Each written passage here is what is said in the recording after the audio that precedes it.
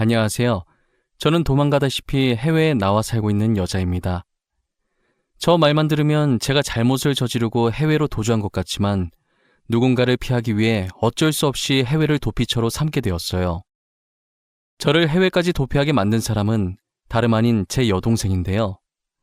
저는 같은 피를 공유하는 사람이면 성격도 생각하는 것도 비슷할 줄 알았어요. 하지만 살아온 환경이 다르면 같은 피를 공유하는 것도 소용이 없었는지 저와 동생은 전혀 다른 생각과 성격을 지니고 있었어요. 예상하셨겠지만 저와 여동생은 부모님의 이혼으로 제가 9살이 되던 해부터 떨어져 살았었어요.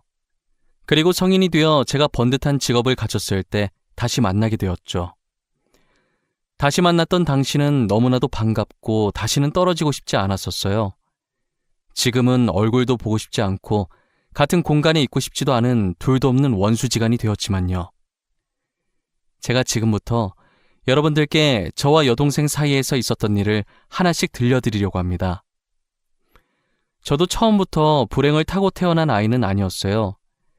다른 친구들과 똑같이 다정한 어머니 아버지를 뒀고 굉장히 화목한 가정에서 자랐었어요. 저희 가족을 한순간에 나락으로 빠뜨린 건 우리나라를 떠들썩하게 만든 IMF였어요. 저희 아버지는 IMF를 직격타로 맞으셨고 회사에서 직원 3명을 정리해고 시켰었는데 그 중에 한 명이 아버지셨어요. 늘 다정하고 저와 여동생을 이뻐하셨던 아버지셨는데 실직을 하신 뒤로는 예전 모습을 찾아볼 수가 없었어요. 매일같이 술을 찾으시고 술만 마셨다 하면 난폭하게 변하셨거든요. 바뀐 아버지의 모습에 저희도 힘들었지만 저희보다 더 힘든 건 어머니셨어요. 아버지는 술이 떡이 되어 어머니께 행패를 부리는 게 일상이었어요. 어머니는 어떻게든 우리 먹여 살리려고 돈 되는 일 뭐든 하면서 아등바등 사시는데 아버지는 다시 일어날 생각은 안 하고 집에만 있었어요. 동생과 저는 유치원과 학교를 다녀와서 아버지를 마주하면 항상 두려움에 떨고 있어야 했어요. 집에 있으면서 괜히 아버지 심기 건드렸다가 언제 달려들지 모르니 저희는 하교하면 집으로 바로 가지 않고 학교 운동장에서 놀다가 어머니 퇴근 시간에 맞춰서 들어가기 일쑤였어요. 동생이 태어나서 동생이 더 이쁨을 많이 받아서 질투했었는데 이럴 땐 동생이 있어서 다행이더라고요. 아무래도 혼자보다는 둘이 있는 게 더 나으니까요. 어머니는 혼자서라도 일해서 저희를 키우려고 낮이며 밤이며 일을 하러 다니셨어요. 식당에서 설거지를 얼마나 하셨는지 손에 진물이 났는데도 괜찮다고 웃으면서 일을 나가셨어요. 아버지는 어머니가 고생을 한다는 걸 아는지 모르는지 술 사 먹게 돈 내놓으라고 난리였어요. 그런 아버지 때문에 어머니의 한숨소리는 끊이질 않았어요. 이렇듯 아버지는 어머니께 매일같이 돈 타령을 했고 돈을 벌어오면 벌어오는 족족 가져가서 술 먹는데 다 쓰셨어요. 어머니께서 그러지 말라고 아버지께 화를 내보시기도 하셨었어요. 하지만 아버지는 들은 척도 하지 않으셨죠. 돈 내놔 돈. 집에 술이 다 떨어졌잖아. 너 오늘 월급 받았을 거 아니야. 돈 내놔. 돈을 나한테 맡겨놨어요? 제발 그만 좀 하고 정신 좀 차리세요. 애들 앞에서 이러는 거 창피하지도 않아요? 저 돈 없어요. 그러니까 돈 찾지 마세요. 아니 저것이... 야! 누가 지아비한테 눈을 똑바로 뜨고 대들어? 돈 달라고 하면 얌전히 주면 될 것이지 말이 왜 이렇게 많아? 아버지가 손을 올려 어머니 뺨을 내리친 건 순식간에 벌어진 일이었어요. 어머니도 아버지께 처음 뺨을 맞아보신 거라 당황해서 아무 말도 못하고 맞은 부위를 손으로 감싸고 아버지를 쳐다보셨어요. 아버지도 욱한 감정으로 그런 거라 자기 손을 보면서 많이 당황해 하시더라고요. 그러더니 먹다 남은 술병을 챙겨서 그대로 밖으로 나가는 거예요. 저와 동생은 어머니께서 우는 모습을 그날 처음 봤습니다. 저희가 할 수 있는 건 그저 어머니 어깨를 토닥거리는 것밖에 없었어요. 어머니는 저희를 껴안고 이런 모습 보여서 미안하다고 소리내어 우셨어요. 처음이 어렵다고 아버지는 그 뒤로도 어머니께 폭력적인 모습을 보이셨어요. 저는 그런 모습을 더 이상 보고 싶지 않아서 어머니께 이혼하는 게 어떻겠냐고 했지만 저희를 아빠나 엄마 없는 아이로 키우고 싶지 않다고 이혼하지 않겠다고 하셨어요. 동생은 어린 나이라 아직 철이 없어서 그런지 이혼하지 말라고 울고 난리더라고요. 어머니는 그런 동생을 껴안으면서 절대 이혼 안 할 거니까 걱정하지 말라고 했어요. 그런 일상이 반복되고 있었는데 갑자기 아버지께서 멀끔한 모습으로 나가는 거예요. 나가기 전 어머니께 그동안 미안했다고, 앞으로 가족을 위해 다시 열심히 살아보겠다고 하시더라고요. 어머니와 저희는 드디어 아버지가 정신을 차렸다고 다시 예전으로 돌아갈 수 있다고 생각을 했어요. 하지만 아버지는 저희의 기대를 완전히 짓밟아 버렸어요. 한동안 취직을 위해 멀끔한 모습으로 나간 줄 알았던 아버지는 다른 여자와 바람을 피고 있었어요. 어머니는 아버지의 외도를 눈치채고 여기서 멈추라고 했지만 아버지는 그럴 생각이 없어 보였어요. 어머니가 집에 있는데도 뻔뻔하게 상간녀를 데리고 집 안까지 들어오시더라고요. 어머, 아줌마 일하러 안 가셨나 봐요. 우리 오빠한테 이야기 많이 들었어요. 고생 많이 하셨나 보네. 얼굴이 많이 상하셨어요. 지금 당신 나랑 뭐 하자는 거야? 저 여자를 왜 집으로 데리고 온 거냐고? 제정신이야? 애들도 있는데 당신 바람핀 거 자랑하려고 왔어? 이 언니 왜 이렇게 날이 서 있어? 역시 없이 사는 집안이라 그런가? 성깔이 너무 더럽다. 언니, 그동안 수고하셨어요. 이제 저희 오빠 놔주세요. 오빠는 이제 제가 먹여 살릴게요. 이제 그만하자. 어차피 이렇게 사는 거 지긋지긋했잖아. 안 그래? 우리 각자 떨어져 사는 게 서로에게 더 좋지 않겠어? 그래요, 언니. 그리고 오빠는 언니보다는 돈 많은 저랑 사는 게 더 행복할걸요? 언니도 돈 못 버는 남편이랑 살 바엔 혼자 사시는 게 낫지 않겠어요? 아버지의 상간녀는 뻔뻔하게 저희 집에 온 것도 모자라서 어머니를 무시하기 바빴어요. 아버지는 매일 술만 마시는 백수 주제에 어디서 저런 부잣집 여자를 만나셨는지 능력도 좋았어요. 상간녀는 쉬지 않고 입을 놀렸고 이제 자기가 아버지 부인이니 어머니한테 저를 데리고 이 집에서 나가라고 하더라고요. 그동안 저희를 위해 이혼 생각하지 않았던 어머니는 아버지의 외도에 참을 수 없다며 바로 이혼 서류를 작성하셨고 그렇게 아버지와 어머니는 이혼을 했어요. 부모님의 이혼으로 저는 어머니를, 여동생은 아버지를 따라가게 되면서 저와 동생이 떨어지게 되었어요. 아버지의 외도로 이혼을 하게 된 것이라 이혼 책임이 아버지께 있어서 어머니께 위자료를 줘야 했는데 양육비는 안 주려고 한 명씩 데리고 간 것이었어요. 여동생은 아버지와 함께 가지 않으려고 울고불고 난리였고 아버지는 그런 여동생을 들쳐업고 저와 어머니의 반대 방향으로 걸어 나갔어요. 그게 여동생의 마지막 모습이었어요. 어머니는 이혼을 하시고 저 하나만 바라보며 열심히 사셨어요. 어떤 굳은 일이라도 마다하지 않으셨고 돈이 된다고 하면 무조건 하셨어요. 그런 어머니를 보고 어린 제가 할 수 있는 건 오로지 공부밖에 없었어요. 저는 자는 시간을 제외한 모든 시간에 책상 앞에 앉아서 죽어라 공부를 했어요. 어머니를 웃게 할 수 있는 건 나밖에 없다는 생각에 얼른 커서 훌륭한 사람이 되어 어머니의 고생을 덜어드리고 효도해야겠다는 생각을 했었어요. 정말 이 악물고 공부해서 고등학교 졸업할 때까지 전교 1등을 놓치지 않았어요. 저는 고등학교 졸업하고 바로 일자리에 뛰어들까 했지만 어머니께서 이대로 취업하기엔 제 성적이 너무 아깝고 대학을 가야 더 돈을 많이 벌 수 있다고 하셔서 대학을 가게 되었어요. 공부 말고 관심 있었던 게 디자인밖에 없어서 저는 패션 디자인 학과를 가게 되었고 대학교를 다니면서 알바를 시작했어요. 제가 막상 대학교를 다니다 보니 계속 욕심이 생기더라고요. 조금만 더 하면 더 큰 돈을 벌 수 있는데 내가 조금만 더 열심히 하면 좋은 곳에 갈 수 있는데 이런 욕심들이 생기면서 유학을 결심하게 되었어요. 어머니께 유학 얘기를 했더니 잘 생각했다며 자기 걱정하지 말고 유학 갔다 오라고 하시더라고요. 저는 학교 다니며 주말에도 아르바이트를 했고 방학에도 쉬지 않고 아르바이트를 했어요. 그렇게 한 푼 두 푼 열심히 모은 돈을 가지고 어머니 도움 없이 저 혼자 힘으로 유학을 다녀왔죠. 유학 가서도 생활할 돈이 필요해서 틈틈이 아르바이트를 했었어요. 제가 아르바이트하는 곳에 저처럼 유학을 와서 일을 하게 된 한국인 남자 한 명이 있었어요. 같은 언어로 말을 할 수 있는 사람이 그 남자밖에 없다 보니 자주 만나게 되었고 그 인연으로 만나기 시작했다가 어찌저찌 결혼까지 하게 되었네요. 저는 아버지의 변한 모습을 보고 결혼을 하겠다는 생각을 아예 안 했었거든요. 하지만 남편은 아버지와 달랐고 무인도에 떨어져도 살 수 있을 정도로 생활력이 강했어요. 그리고 무엇보다 제 꿈을 위해 자기가 더 희생을 했던 사람이었고요.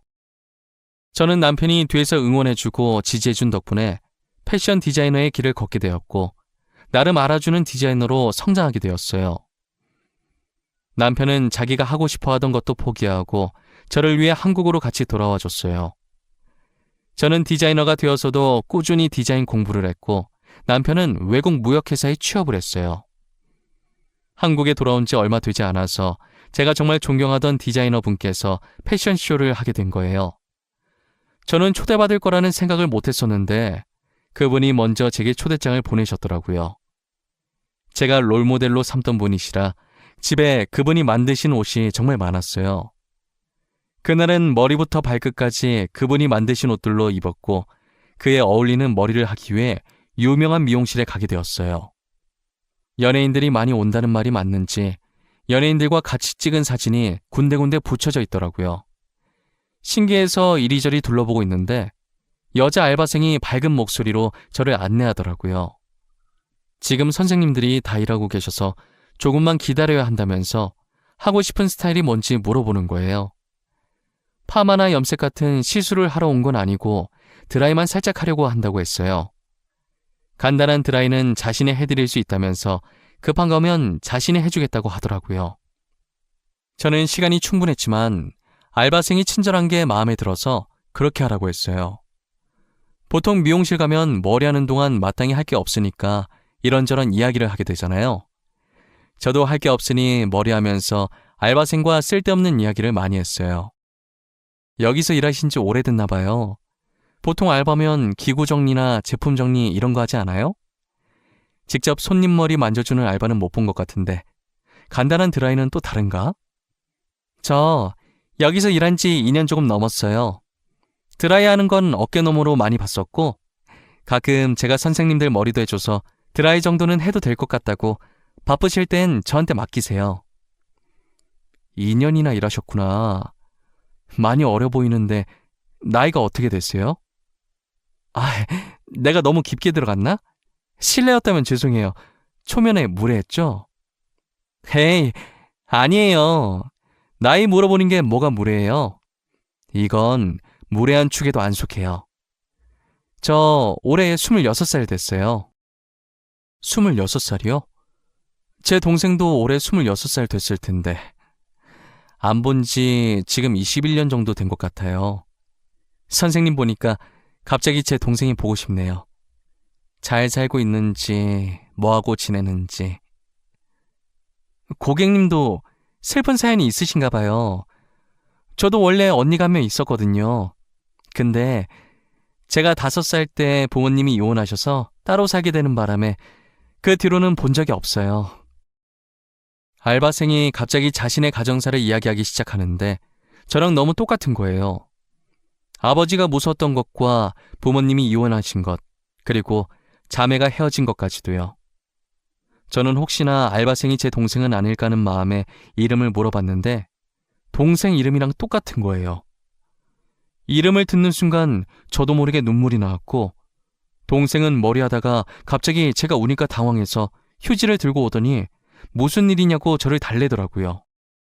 저는 휴지를 건네는 동생의 손을 꼭 잡고 제가 언니임을 밝혔어요. 동생도 제가 언니라고 하자 눈동자가 심하게 흔들리더니 이내 저를 껴안더라고요. 동생은 저를 껴안은 상태로 그동안 잘 지냈냐를 시작해서 폭풍 질문을 했어요. 저는 동생이 묻는 말에 다 대답을 해줬고 동생에게도 그동안 어떻게 지냈냐고 물어봤어요. 부모님이 그렇게 이혼하고 아버지는 재혼을 하셨지만 얼마 못 가서 또 이혼을 하셨대요. 그 뒤로는 줄곧 아버지와 동생 둘이서만 살았다고 하더라고요. 형편이 어려워서 어린 나이부터 알바를 했고 대학도 자기 힘으로 다니고 있다고 하더라고요. 중간중간 휴학해서 돈 벌고 다시 등록금 내고 또 휴학해서 돈 벌기를 반복하면서 지냈대요. 그래서 아직 대학교를 졸업 못하고 아르바이트를 3개나 뛰고 있다고 하더라고요. 아버지는 여전하셔서 성인 되자마자 동생은 자취를 시작했고 평일엔 미용실, 주말 오전엔 학원 보조, 주말 오후엔 PC방 알바를 하고 있었어요. 저는 이렇게 잘 살고 패션쇼 가려고 머리하러 왔는데 동생은 이렇게 힘들게 사는 모습을 보니 너무 안쓰럽고 그래도 밝게 잘 자라줘서 기특하기도 했어요. 전 그동안 못해줬던 언니 노릇을 이제라도 해줘야겠다는 생각이 들었어요. 그날 저는 미용실을 나오기 전에 동생과 번호를 교환했고 그 뒤로 자주 만났어요. 오랜만에 어머니와도 인사시켜 주었고 제가 항상 남편과 붙어 있어서 남편과도 자주 만났어요. 저와 남편은 동생의 미래를 응원해줬고 이제 일 좀 줄이고 편하게 살라고 등록금도 대신 내줬어요. 자취하는 동생 끼니 거를까봐 저희가 가서 같이 저녁을 만들어서 먹이고 그랬어요. 저희 3명은 못해도 일주일에 2번씩은 꼬박꼬박 만났던 것 같아요. 동생은 이제 어느 정도 편해졌는지 가끔 괜히 어리광도 부리고 그랬어요. 저희한테 기대고 어리광 부릴 만큼 동생이 많이 편해졌다는 생각이 들어서 좋았어요. 그동안 투정도 부리고 싶었을 텐데 지금이라도 동생이 하고 싶은 거 다 해주고 싶었어요. 평소처럼 3명이 모여서 밥을 먹고 있었는데 동생이 미용사 자격증을 따고 싶다고 하더라고요. 자격증이 있으면 지금 다니고 있는 미용실에서 계속 일을 할 수 있을 것 같다면서요. 언니, 나 미용사 자격증 따고 싶어. 언제까지나 알바 신분으로 있을 순 없잖아. 손님들이랑 수다 떠는 것도 재밌고 선생님들도 좋으신 분들이라 지금 미용실 계속 다니고 싶어. 그래? 그럼 따면 되지 뭐가 걱정이야. 너 저번에 내 머리 해주는 거 보니까 어깨 넘어 배운 거 치곤 잘하던데? 제대로 배우면 더 잘할 것 같아. 뭐가 걱정이긴. 당연히 돈이 걱정이지. 지금 알바에서 번 돈으로는 월세 나가고 생활비에 쓰면 빠듯해서 자격증 딸 돈이 없어. 수강료도 수강료지만 재료비로 많이 나와서. 그래서 그렇게 주눅 들어 있었던 거야? 학원 내가 등록해 줄게. 그리고 재료비 걱정하지 마. 그것도 내가 내줄 테니까. 동생 힘들다는데 돈 버는 언니가 나서줘야지. 안 그래? 저는 동생이 돈 없어서 주눅 들어 있는 모습이 보기 싫었어요. 늘 당당한 동생인데 항상 돈 얘기만 나오면 어깨가 축 처져 있거든요. 언제나 당당하고 자신감 넘치는 모습으로 살아주길 바랐어요. 그래서 미용사 자격증 따고 싶다는 동생의 말에 한치의 망설임도 없이 수강료와 재료비까지 해서 400만 원을 기꺼이 동생에게 줬어요. 동생은 열심히 미용사 자격증 공부를 하는 것 같았는데 좀처럼 합격 소식이 들려오질 않더라고요. 저와 남편은 혹시라도 동생이 기죽고 하고 싶은 걸 못하고 포기할까봐 절대 포기하지 말라고 노력은 배신하지 않는다면서 끝까지 해보라고 격려와 위로를 아끼지 않았어요. 동생은 합격이 되질 않으니 이 길이 아니라고 생각했는지 갑자기 필라테스를 하고 싶다고 하더라고요. 요즘 자기 주변 친구들 다 하고 있다면서 돈 많이 버는 것 같다고 자기도 배우고 싶다는 거예요. 언니, 아무래도 미용은 나랑 아닌가 봐. 이만큼 했으면 안 되는 거야. 그래서 포기하려고. 그래서 말인데 나 필라테스 자격증 따고 싶어. 요즘은 필라테스가 유행이래. 좋아야 하는 거지. 유행이라고 다 따라가면 어떡해. 확실히 필라테스가 하고 싶은 거야? 당연하지. 나 너무 하고 싶어. 내 친구들도 이미 다 하고 있다더라고.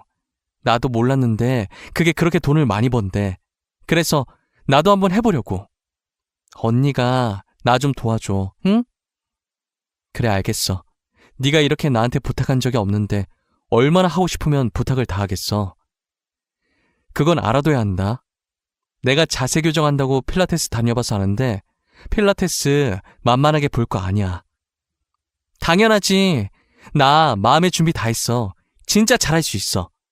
언니가 나한테 투자한 거 아깝지 않게 엄청 열심히 할 거야. 자격증 따서 학원 운영하게 되면 내가 언니는 공짜로 받게 해줄게. 자신만만한 동생을 보니 이번엔 제대로 할 수 있을 것 같다는 생각에 돈을 줬어요. 몰랐는데 필라테스 자격증 따는데 최소 200만 원에 많게는 1000만 원까지 들더라고요. 저는 큰 마음을 먹고 더 많은 걸 배우라고 800만 원을 동생에게 보내줬어요. 오랜 시간 동안 못 본 동생이라 하고 싶다는 것들 다 해주고 싶어서 그랬던 건데 그러면 안 됐나 봐요. 동생은 제가 해달라는 대로 다 해주니까 점점 선을 넘으려고 하더라고요. 필라테스 할 때 입을 요가복에 요가 매트 사야 한다고 좋은 거 사게 100만 원을 더 보내달라고 하더니 얼마 지나지 않아서 필라테스 힘들어서 그만뒀다고 요리학원 등록할 거라고 돈 달라고 하는 거예요. 저는 계속되는 요구에 보내줘야 하나 말아야 하나 하다가 이번이 마지막이라고 하고 돈을 보내줬어요. 돈을 보내준 뒤로 저도 갑자기 디자인 의뢰가 들어와서 바빠지는 바람에 동생을 보지 못했어요. 작업에 들어가면 외부에서 연락 올 곳이 많아서 동생에게 따로 연락할 시간도 없어요. 그래서 가끔 남편을 보내서 동생 잘 지냈는지 확인을 부탁해서 안부를 듣는 게 다였어요. 한동안은 계속 콜라보 작업이다 뭐다 해서 일이 많이 들어와서 동생 머리카락도 못 봤어요. 그러다 남편이 되게 진지한 표정을 짓고선 저를 부르더라고요. 너무 진지하게 할 얘기 있다길래 잘못한 것도 없지만 괜히 겁을 먹었어요. 슬금슬금 남편 앞으로 가니까 남편은 되게 난처하다는 듯 제게 자신의 휴대폰을 들이미는 거예요.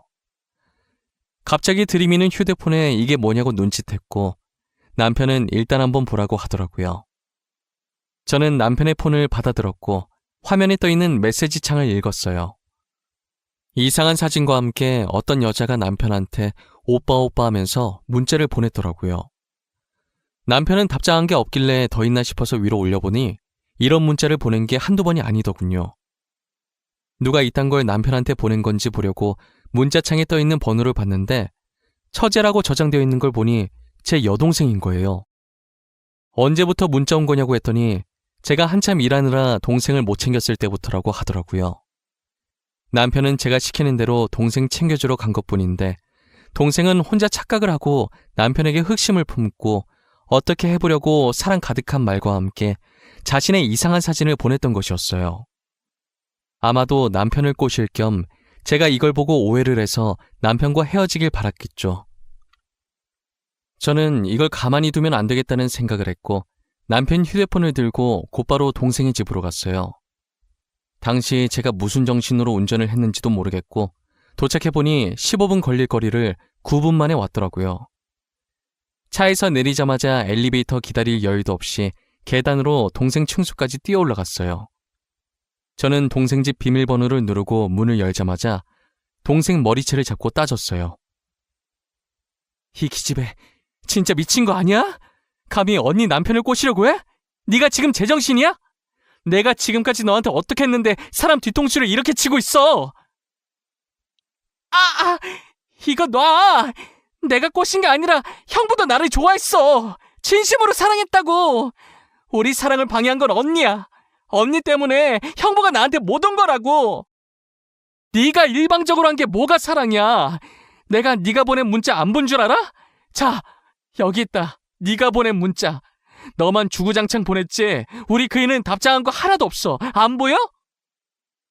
답장을 안 보낸 게 아니라 언니 때문에 못 보냈겠지. 상혁 오빠, 나 진짜 좋아해. 언니가 아니라 나를 좋아한다고. 언니는 가진 것도 많으면서 욕심이 왜 이렇게 많아? 상혁 오빠, 나한테 내놔! 망상도 병이라더니 너를 보니까 그 말이 딱 이해가 간다. 불쌍한 것. 너는 평생 망상이 나면서 한심하게 살아. 그동안 내가 너한테 해준 게 아깝다. 저는 잡고 있던 동생 머리채를 내동댕이 쳤어요. 동생은 자신의 머리를 부여잡고 빠진 머리카락을 보면서 울고 있었고 저는 분이 덜 풀려서 허리에 손을 얹고 씩씩거리고 있었어요. 그러다가 숨을 고르면서 동생 집안을 둘러보게 되었는데 곳곳에 명품 가방들이 있더라고요. 잠깐 세어봤는데 제 눈에 보이는 것만 좋게 8개는 되어 보이는 거예요. 그 순간 제가 이제껏 동생에게 자격증 따라고 줬던 돈이 정말 자격증 따는 데 쓴 게 맞는지 의심이 들기 시작하는 거예요.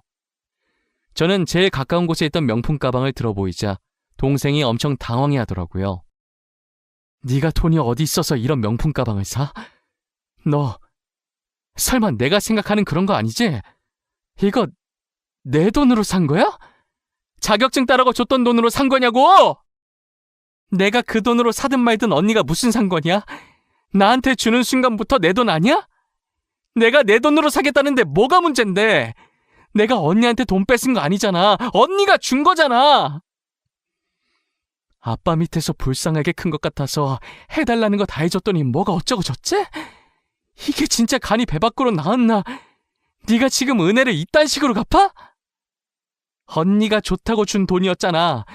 나한테 이제껏 못해준 거 다 해주고 싶다고 준 거 아니었어? 그 돈으로 자격증을 따든 명품 가방을 사든 못해준 거 해준 거니까 그게 그거 아니냐고! 차라리 명품 가방 사겠다고 하든가. 나는 네가 명품 가방 사서 화난 건 줄 알아? 네가 나한테 거짓말을 하고 돈을 받아갔다는 게 화가 나는 거야. 꼴랑 돈 몇 푼 준 거 가지고 되게 가르치려고 드네 진짜. 돈 좀 번다고 저렇게 나대도 되는 거야? 누가 보면 지가 내 엄만 줄 알겠어. 저는 동생의 혼잣말에 너무 화가 나서 동생의 뺨을 내려쳤어요. 그리고 옆에 가위가 보이길래 가위를 들고 와서 명품 가방을 다 잘라버렸는데요. 명품 가방이 하나씩 가위에 잘리는 걸 볼 때마다 동생이 하지 말라고 울부짖더라고요. 뒤늦게 저를 따라온 남편도 제 모습을 보고 이 정도면 됐다고 말리더라고요. 저는 말리면 말리는 대로 가만히 있을 생각이 없어서 거기에 있던 명품 가방을 모조리 다 잘랐어요.